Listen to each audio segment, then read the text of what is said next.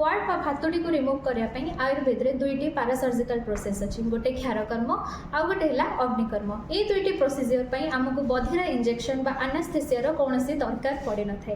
क्षार बेसिकाली आम डस्टिंग हिसाब से केबे को पेस्ट हिसाब से एवं किसी केसेस रे आम यह कंसंट्रेटेड फॉर्म रे इंजेक्ट करिथाउ।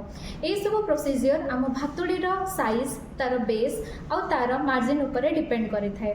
आहाटू बेटर प्रोसीजर होउची हमर अग्निकर्म जो थिरे रिकरेंस हबार चांसेस 0% रही थाए। बट एथिरे प्रोसीजर समय टिके पेन होता है बट हिलिंग बहुत जल्दी होता है एज कंपेयर टू क्षारकर्म। ताहले आसंत देखिबा अग्निकर्म हुए केमिति। ये देखिपे पेसेंटर नेक रे गोटे वार्ड होती बर्तमान आम ताकू बिटाडिन सॉल्यूशन रे वॉश करूचु। एहा परे गोटे सुदिंग इफेक्ट लगी आम से एलोवेरा मसाज दूचु। देन सप्तधातु शलाका को हिट करी सेठारे दग्ध करूचु। एहा परे फिर से सुदिंग इफेक्ट लगी आम एलोवेरा मसाज करूचु एवं सहस्रधौत घृत पैकिंग दे ताकू बैंडेज करूचु।